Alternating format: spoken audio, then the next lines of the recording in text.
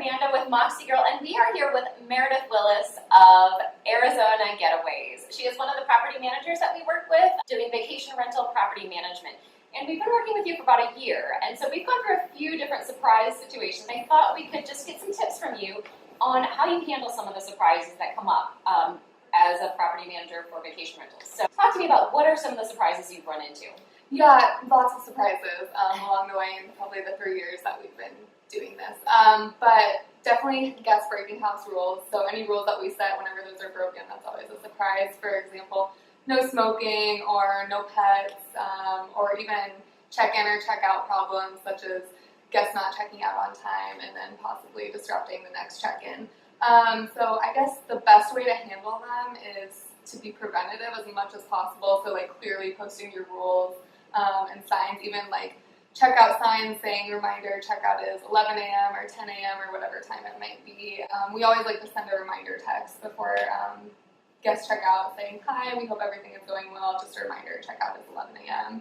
And you can also charge like a late checkout fee too, and just try to make like incentives for guests to leave on time, and of course clear communication is always great.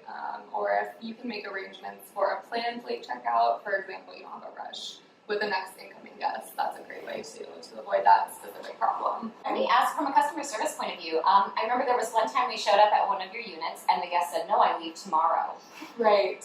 How did you handle that from the back end with that guest? Right, and that's another example of something you want to prevent with clear communication. So we had to first of all clarify that indeed he was supposed to check out that day, and then we just tried to be as polite as possible because it was a mix-up.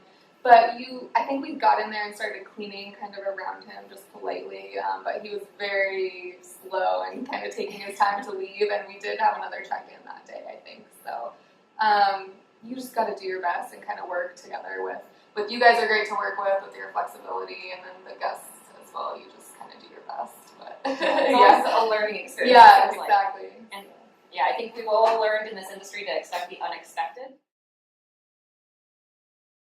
We are back with Meredith Willis of Arizona Getaways, and she is a property manager for vacation rentals. They have their own properties that they work with that are super cute in the Mesa and Tempe area. We love working with them. They've been doing this for about 3 years. And so we thought we'd ask Meredith, what are some of the red flags that you look for in terms of reservations or requests coming in? Like, how do you know if a guest is going to be a good guest or not? Right, so whenever we get an inquiry or a reservation request, we always like to check out the guest profile, make sure they have reviews, make sure they have some sort of feedback and verifications, like a verified email, verified phone number, and then we also like to add another layer of protection and require that they have a government ID on file. And if all looks good and they do have reviews and prior references, then we feel comfortable.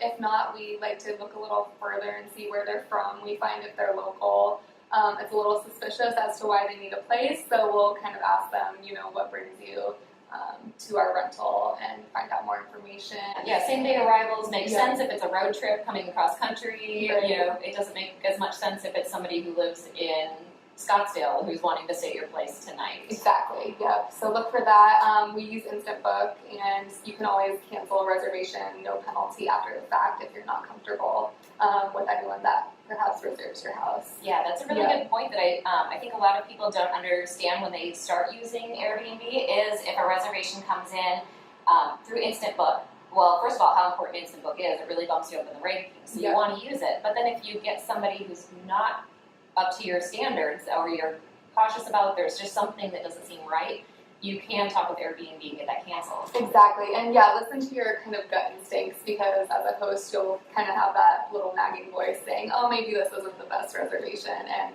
kind of follow through on that, because another one will probably come along that is a better fit for your property. Yeah, I love that. Well, thank you for that tip, and thanks for sharing. Yeah, you're very welcome.